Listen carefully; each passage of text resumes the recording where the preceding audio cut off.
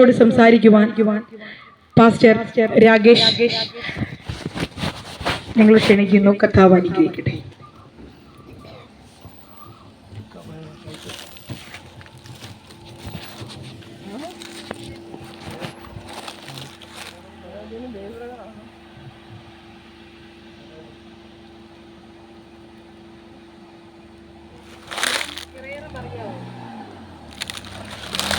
യേശുവിന്റെ തിരുനാമം എന്നീ 2005 വർഷം ഫെബ്രുവരി മാസം 17 തീയതി തിങ്കളാഴ്ച ഈ ഉച്ച സമയത്ത് ഈ ദേശത്ത് മഹത്വപ്പെടുമാറാകട്ടെ.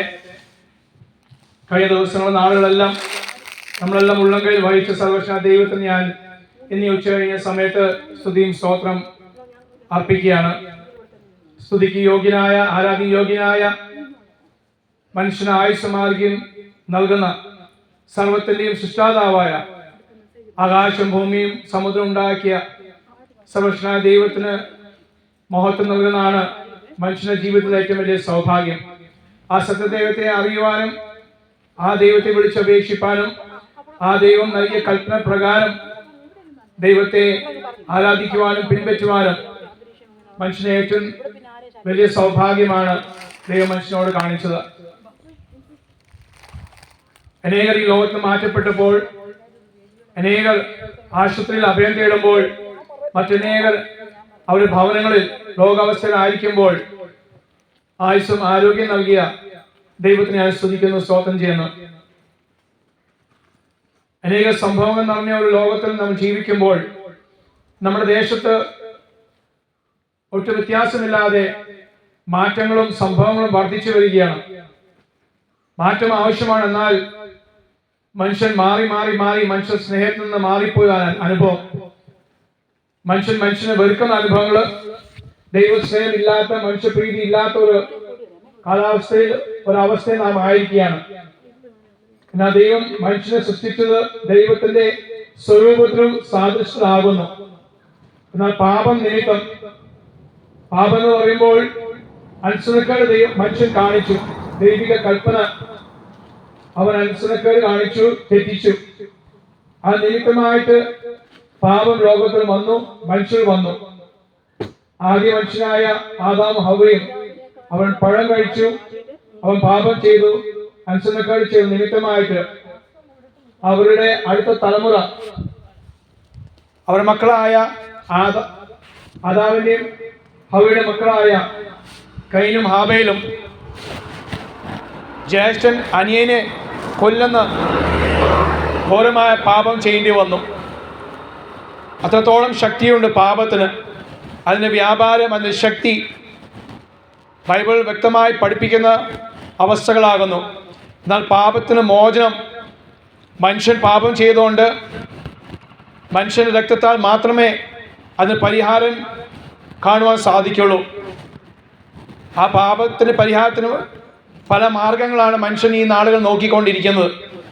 എന്നാൽ ഏക മാർഗം കർത്താവായ യേശു ക്രിസ്തു, താൻ സർവശക്തനായ ദൈവത്തിന്, പിതാവായ ദൈവത്തിന് ഏകജാതനായ പുത്രൻ, പിതാവായ ദൈവവും പുത്രനായ യേശു ക്രിസ്തുവിനും അവരെ പരിശുദ്ധാത്മാവിനെ, ഈ മൂന്ന് ആളത്രങ്ങൾ കൂടിയാണ് സകലത്തെയും നിർമ്മിച്ചതും നാം കാണുകയും കാണാത്ത സകലവും ശക്തികളും ഇന്ന് ലോകത്തിലും ലോകത്തിന് പുറത്തും അതിന് കാര്യങ്ങൾ, ക്രിയകൾ ചെയ്തുകൊണ്ടിരിക്കുന്നത്. എന്നാൽ മനുഷ്യനെ യഥാസ്ഥാനപ്പെടുത്തുവാൻ, മടക്കി വരുത്തുവാൻ ദൈവത്തിൻ്റെ പദ്ധതിയാകുന്ന യേശു ക്രിസ്തു തന്നെ താൻ ഏൽപ്പിച്ചു കൊടുത്തു എന്ന് ബൈബിൾ വ്യക്തമായി പഠിപ്പിക്കുന്നു. എല്ലാ മതങ്ങളും പാപത്തെ വിശ്വസിക്കുന്നു. പാപത്തെക്കുറിച്ച്, പാപയാഗങ്ങളിൽ അവർ ഏർപ്പെട്ടിരിക്കുന്നു. പാപത്തിൽ നിന്ന് മോചനം, ശാപത്തിൽ നിന്ന് മോചനമൊക്കെ എല്ലാ മതങ്ങളും പഠിപ്പിക്കുമ്പോൾ, അതിൻ്റെ കാര്യങ്ങൾ, കർമ്മങ്ങൾ ചെയ്യുമ്പോൾ അതൊന്ന് വിഫലമാകുന്നു എന്ന് നമുക്ക് തന്നെ വ്യക്തമായി അറിയാം. എല്ലാ വർഷവും ഒരേ കർമ്മങ്ങൾ ചെയ്ത് മനുഷ്യൻ ആകുലപ്പെടുന്ന അനുഭവങ്ങൾ, മനുഷ്യൻ ക്ഷീണിച്ചു പോകുന്ന അനുഭവങ്ങൾ നമ്മുടെ ജീവിതത്തിൽ അത് വ്യക്തമായി നമുക്കറിയാം. എന്നാൽ പാപത്തിൻ്റെയും ശാപത്തിൻ്റെയും മരണത്തിൻ്റെയും മോചനത്തിൽ നിന്ന് ഒരേ ഒരു തവണ യേശു ക്രിസ്തു അതിനെല്ലാം പരിഹാരം കാൽവരി ക്രൂശിൽ കാൽവരിയിൽ യാഗമായി തീർന്നു എന്ന് ബൈബിൾ വ്യക്തമായി പഠിപ്പിക്കുന്നു. മാത്രമല്ല, ബൈബിൾ എഴുതപ്പെട്ടത് അതെല്ലാം ചരിത്രമാകുന്നു. ചരിത്രം അതും അതിനെല്ലാം സാക്ഷിയാകുന്നു. അതുകൊണ്ട് തന്നെയാണ് ഇന്ന് ഈ ഉച്ച സമയത്ത് ഞങ്ങൾ ഈ ദേശത്ത് വന്ന് ഇവിടെയുള്ള ദേശനിവാസികളോട് ഈ സുവിശേഷം അറിയിക്കുന്നത്. സുവിശേഷത്തിൻ്റെ അർത്ഥം തന്നെ സത്യ വാർത്ത, ശുഭവാർത്ത.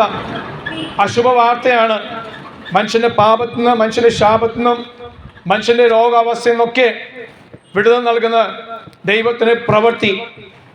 അത് ഞങ്ങളുടെ ജീവിതം മനസ്സിലാക്കുവാൻ, ഗ്രഹിക്കുവാനും അല്പമായൊക്കെ കുറേയൊക്കെ അനുഭവിപ്പാൻ ഞങ്ങൾക്ക് സാവകാശം ലഭിച്ചുകൊണ്ടാണ് യേശുക്രിസ്തു താൻ തന്നെ കൽപ്പിച്ച കൽപ്പന, നിങ്ങൾ പോയി സുവിശേഷം അറിയിക്കണം. നിങ്ങൾ അറിയുന്ന ഈ സത്യം, നിങ്ങൾ അനുഭവിക്കുന്ന ഈ സ്വർഗീയ സമാധാനവും സന്തോഷം മറ്റുള്ളവരോട് നിങ്ങൾ അറിയിക്കണം.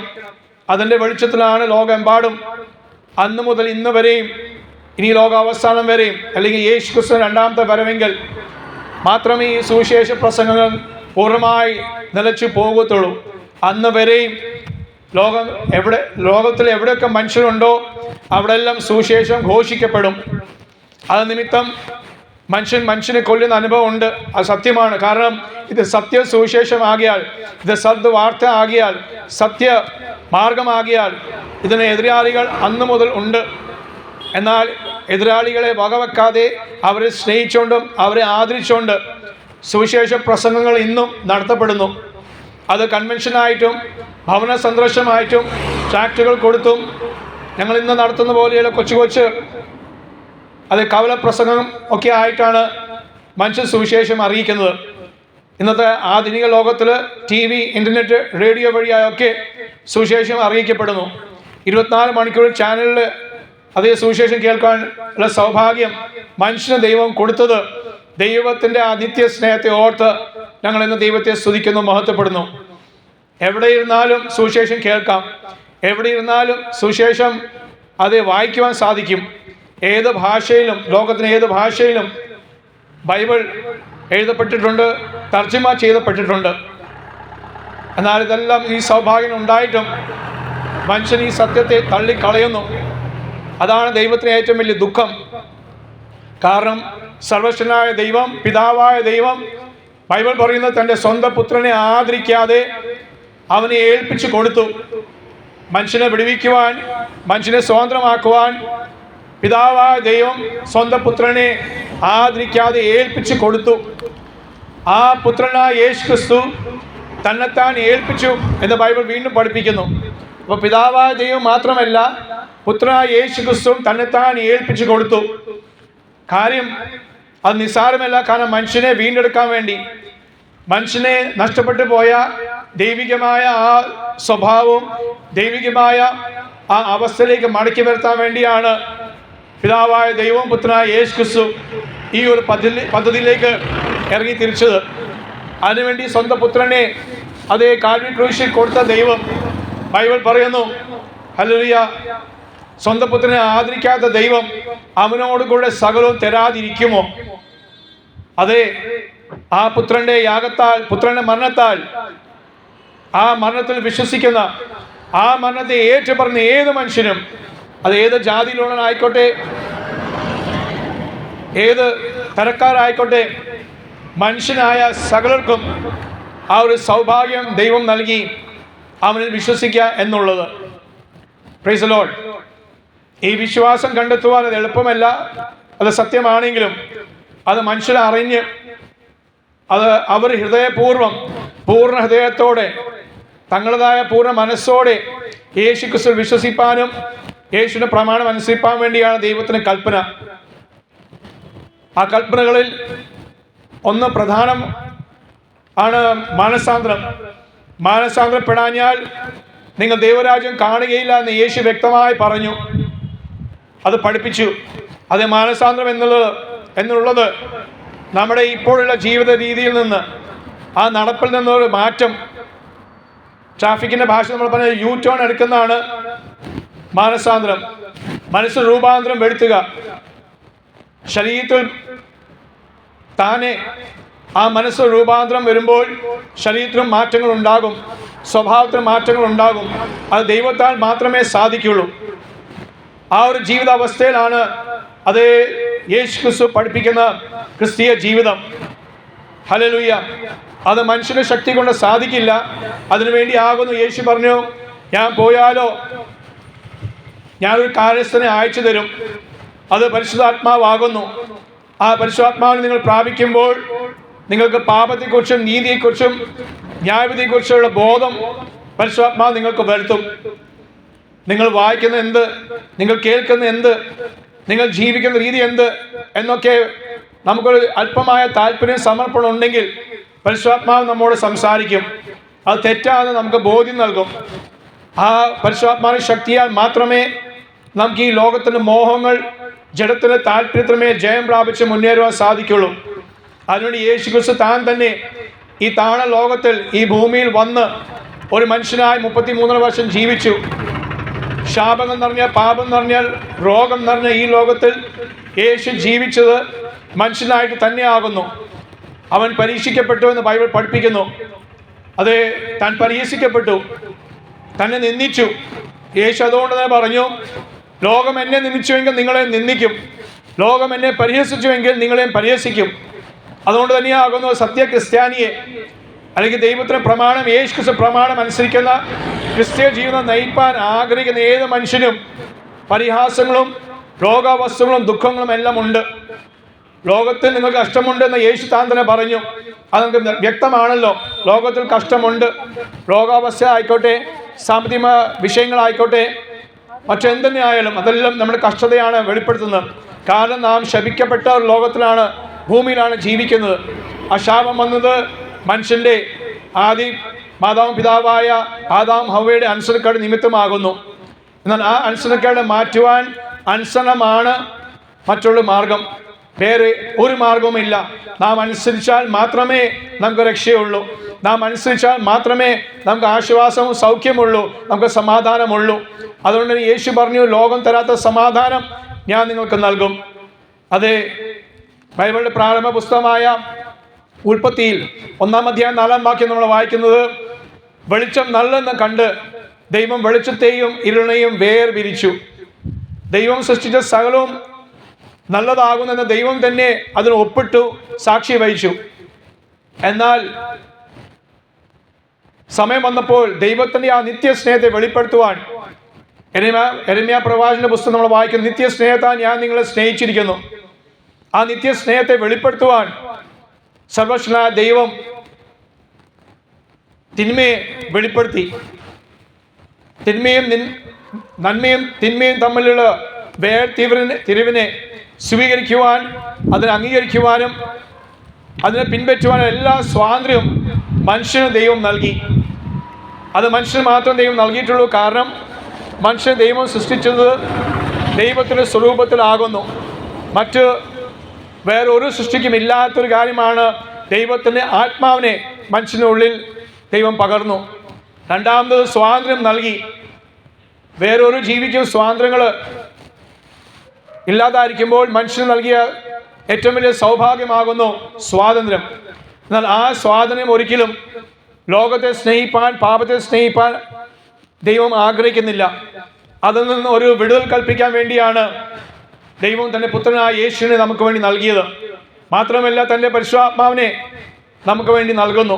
തന്നെ വിശ്വസിക്കുന്ന ഏവനും നശിച്ചു പോകാതെ നിത്യജീവൻ പ്രാപിക്കേണ്ടത് ദൈവമക്കളാകുവാൻ അധികാരം നമുക്ക് നൽകിയത് ആ കൂട്ടത്തിൽ തൻ്റെ പരിശുദ്ധാത്മാവിനെ നൽകുന്നു. എന്നാൽ ആദ്യം ഓർപ്പിച്ച പോലെ മാനസാന്തരമാണ് ആദ്യത്തെ കൽപ്പന. മാനസാന്തരപ്പെടുന്ന ഏത് വ്യക്തിയും ചെയ്യേണ്ട ഒരു കാര്യമാണ് സ്നാനം. പിതാവായ ദൈവത്തിൻ്റെയും പുത്രനായ യേശു ക്രിസ്തുവിൻ്റെയും പരിശുദ്ധാത്മാമത്തിൽ അത് വെള്ളത്തിൽ മുങ്ങി, ജലത്തിൽ മുങ്ങി സ്നാനം ഏൽക്കണം എന്ന ദൈവത്തിന് കൽപ്പനയാകുന്നു. അത് യേശു വ്യക്തമായി കാണിച്ചു തന്നു. യോഹന്നാൻ സ്നാപകനാൽ യേശു സ്നാനം ഏറ്റു എന്ന് 4 സുവിശേഷങ്ങളിലും ബൈബിൾ രേഖപ്പെടുത്തിയിട്ടുണ്ട്. അത് ആർക്കും അത് ന്യായമോ തള്ളിപ്പറയുവാനോ സാധിക്കുകയില്ല. യേശു അത് കാണിച്ചുവെങ്കിൽ യേശുവിനെ പിൻപറ്റുന്ന ഏതൊരു വ്യക്തിയും, യേശുവിനെ സ്നേഹിക്കുന്ന ഏതൊരു വ്യക്തിയും അത് ആ കൽപ്പനകൾ ചെയ്യേണ്ടതാകുന്നു. Praise the Lord. അങ്ങനെ ചെയ്യുന്നവർക്കാണ് തൻ്റെ പരിശുദ്ധാത്മാവിനെ താൻ നൽകും എന്ന് യേശു വാഗ്ദത്തം ചെയ്തത്. Praise the Lord. അപ്പോൾ സ്നാനപ്പെടുമ്പോൾ ഒരു കുഞ്ഞ് ജനിക്കുന്ന അവസ്ഥയാണ് അത് മാനസാന്തരം. ഒരു കുഞ്ഞ് ജനിച്ചാൽ നമുക്കറിയാം, പിന്നീട് ഈ കാലങ്ങളൊക്കെ അത് ഡോക്ടർമാർ, നഴ്സുമാർ ആ കുഞ്ഞിനെ എടുത്ത് കുളിപ്പിക്കും. ആ അവസ്ഥയാണ് ഒരു പുതിയ ആത്മാവ്. ഒരു മനുഷ്യൻ ക്രിസ്തുവിലായാൽ അവൻ പുതിയ സൃഷ്ടിയാകുന്നു എന്ന് ബൈബിൾ നമ്മളെ പഠിപ്പിക്കുന്നു. അപ്പോൾ യേശു ക്രിസ്തുവിൽ ആകുമ്പോൾ, യേശുവിനെ സ്വീകരിക്കുമ്പോൾ, യേശുവിനെ ഏറ്റു പറയുമ്പോൾ, ഇന്നു മുതൽ ഞാൻ യേശു ക്രിസ്തുവിനെ രക്ഷിതാവായി സ്വീകരിക്കുന്നത് വായ കൊണ്ട് ഏറ്റുപറയുന്ന മനുഷ്യൻ രക്ഷ പ്രാപിക്കുന്നു, രക്ഷിക്കപ്പെടുന്നു, മാനസാന്തരപ്പെടുന്നു. പഴയതെല്ലാം വിട്ട് അവൻ പുതിയ സൃഷ്ടിയാകുകയാണ് ആത്മാവിൽ. അവന് ശരീരത്തിന് മാറ്റങ്ങൾ വരുന്നില്ല. രോഗമുണ്ടെങ്കിൽ രോഗത്തിന് സൗഖ്യം ഉണ്ടാകും, എന്നാൽ ശരീരത്തിന് മറ്റുള്ള മാറ്റങ്ങൾ സംഭവിക്കുന്നില്ല. അവൻ്റെ മരണം വരെ അതേ ശരീരത്തിൽ ജീവിച്ചുകൊണ്ട്, ഇതേ ലോകത്തിൽ ജീവിച്ചുകൊണ്ട് താൻ പാപത്തിന്മേൽ ജയം പ്രാപിക്കുകയാണ് ഓരോ ദിവസം. ദിനം പ്രതി അതേ പാപത്തിന്മേൽ, പാപ മോഹങ്ങൾമേൽ, പാപത്തിൻ്റെ ചിന്താഗതിയിന്മേൽ, പാപത്തിൻ്റെ പ്രവൃത്തിയിന്മേൽ മനുഷ്യൻ ജയം പ്രാപിക്കുകയാണ്. സ്തോത്രം. അങ്ങനെ ഒരു ജീവിതത്തെയാണ് ക്രിസ്ത്യ ജീവിതം എന്ന് പറയപ്പെടുന്നത്. ആ ഒരു ക്രിസ്ത്യ ജീവിതത്തിൻ്റെ അത് പൂർണ്ണത ലഭിക്കാൻ വേണ്ടിയാണ് ഞങ്ങളും അത് പ്രാർത്ഥിക്കുകയും ആഗ്രഹിക്കുകയും ചെയ്യുന്ന മറ്റുള്ളവരിലേക്ക് ഈ സന്ദേശം അറിയിക്കാൻ കാരണം. ഹല്ലേലൂയ. ഈ ലോകപ്രകാരം ജീവിച്ച ഏത് മനുഷ്യനും അവർ മരണം വഴിയായി അവൻ നഷ്ടപ്പെട്ടു പോകുമ്പോൾ, ആത്മാവ് നഷ്ടപ്പെട്ടു പോകുമ്പോൾ, യേശുക്രിസ്തു വിശ്വസിക്കുന്ന ഏവനും അത് നശിച്ചു പോകാതെ അവർ ആത്മാവ് ദൈവസ്ഥയിൽ എടുക്കപ്പെടുകയാണ്, ദൈവസ്ഥയിൽ അത് എത്തുകയാണ്. ഹല്ലേലൂയ. ജീവൻ്റെ പുസ്തകം എന്നുള്ള പുസ്തകം അത് ബൈബിളിൽ എഴുതിയിട്ടുണ്ട്. നമ്മളെ ഈ ലോകത്ത് ജീവിക്കുമ്പോൾ ഒരു സർക്കാരിൻ്റെ കീഴിൽ ഒരു രാജ്യത്തിൻ്റെ അതിന് പൗരത്വം എന്ന് പറയുന്നത് നമ്മുടെ പാസ്പോർട്ടോ, അല്ലെങ്കിൽ ഇവിടെ ഇന്ത്യയിലായിരിക്കുന്ന നമ്മുടെ പാസ്പോർട്ടും നമ്മുടെ റേഷൻ കാർഡും അതുപോലെ പാൻ കാർഡും ആധാർ കാർഡൊക്കെ ആകുന്നു എന്ന് പറയുന്ന പോലെ തന്നെ അതേ സ്വർഗത്തിൽ ഒരു ജീവൻ്റെ പുസ്തകമുണ്ട്. ആ പുസ്തകത്തിൽ പേരെഴുതി കാണാത്ത ഏവനെയും അത് തീ പൊയ്യിൽ അല്ലെങ്കിൽ നരകത്തിലേക്ക് തള്ളിക്കളയും എന്ന് ബൈബിൾ വ്യക്തമായി പറയുന്നു. Praise the Lord. ഹല്ലേലൂയ. നമുക്കറിയാം, ഒരു ഉദാഹരണം പറയട്ടെ. ഒരു വാഴ, അത് വാഴയിൽ വരുന്ന അത് ആ കൊല വന്നാൽ നമ്മൾ കൊല വെട്ടിയ ശേഷം ആ വാഴയുടെ ചുവട്ടിൽ പിറ്റേ ദിവസമോ പിറ്റേയുള്ള ദിവസങ്ങൾ കടന്നു ചെന്ന് അതിന് വളമിട്ടിട്ട് ഒരു കാര്യമില്ല. കാരണം ആ കൊല വെട്ടിക്കഴിഞ്ഞാൽ പിന്നെ ആ വാഴയ്ക്ക് സ്ഥാനമില്ല. ആ വാഴയുടെ കീഴിൽ നമ്മൾ എത്രയൊക്കെ കാര്യങ്ങൾ ചെയ്താലും, ഗുണകരമായ എന്തൊക്കെ നമ്മൾ പണം ചെലവഴിച്ച് അതിൽ വളമിട്ടാലും വെള്ളം ഒഴിച്ചാലും ഒന്നും കാര്യമില്ല. കാരണം കൊല വെട്ടിപ്പോയി. എന്ന് തന്നെയാകുന്നു മരണം. ഒരു മനുഷ്യന് മരണം സംഭവിച്ചാൽ പിന്നെ ആ മനുഷ്യന് വേണ്ടി എന്തൊക്കെ കർമ്മങ്ങളോ, എന്തൊക്കെ തീർത്ഥാടനങ്ങളോ, എന്തൊക്കെ കാര്യങ്ങൾ ചെയ്താലും, പണം മുടക്കിയാലും അവരുടെ ആത്മാവ് സ്വർഗത്തിൽ എത്തുകയില്ല. കാരണം അവർ മരിച്ച നിമിഷം തന്നെ അവർ ആത്മാവ് ദൈവത്തിൻ്റെ അടുക്കൽ ചെല്ലുകയാണ്. ദൈവമാണ് ആത്മാവിൻ്റെ സൃഷ്ടിതാവെങ്കിൽ ആ ദൈവത്തിൻ്റെ അതേ സന്ധിയിലേക്ക് മടങ്ങിപ്പോകുന്നു ആത്മാക്കൾ. അവരെവിടെയും ഊളാടി നടക്കുന്നില്ല, ഈ ഭൂമിയിൽ തന്നെ ഊളാടി നടക്കുന്നില്ല. അവർ മരിച്ച അതേ നിമിഷം അവർ അത് എത്തേണ്ട അടുത്ത് എത്തുന്നു. അതിനുവേണ്ടി അതേ ഭൂമിയിലായിരിക്കുന്ന അവരെ സ്വന്തക്കാർ, മിത്രങ്ങളോ ബന്ധുക്കൾ എന്തൊക്കെ കർമ്മങ്ങൾ ചെയ്താലും അതുകൊണ്ട് ഗുണം വരുന്നില്ല. ഈ വാഴയും കൊലയുടെ കാര്യം പറഞ്ഞ പോലെ.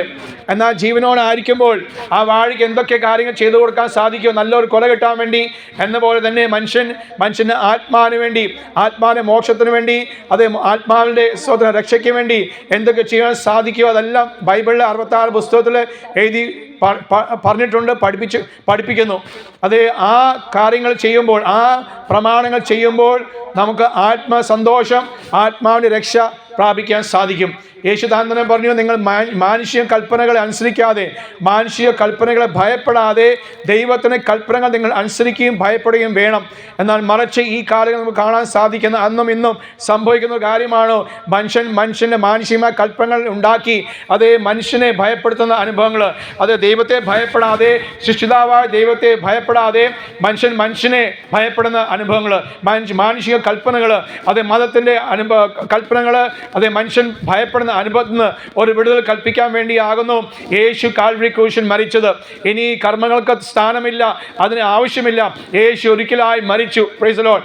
ആ യേശു ക്രിസ്തുവിൽ ഒരിക്കലായി വിശ്വസിച്ച് അതേ നമ്മുടെ ജീവിതം സമർപ്പിക്കുമ്പോൾ നമ്മുടെ പേരുകൾ ഞാൻ പറഞ്ഞ പോലെ ആ ജീവൻ്റെ പുസ്തകങ്ങൾ എഴുതപ്പെടും. Praise the Lord. അങ്ങനെ ജീവൻ്റെ പുസ്തകത്തിൽ പേര് എഴുതപ്പെട്ട ഒരു മനുഷ്യനെ മാത്രമേ യേശു വാഗ്ദത്തം ചെയ്ത അതേ ഹല്ലേലൂയ സ്വർഗത്തിൽ താൻ പണിയുന്ന ഭവനത്തിലേക്ക് നമുക്ക് വാസത്തിന് അത് വസിക്കുവാൻ നമുക്ക് സാവകാശം അല്ലെങ്കിൽ കൃപ ലഭിക്കുകയുള്ളൂ എന്ന് ബൈബിൾ വ്യക്തമായി പറയുന്നു.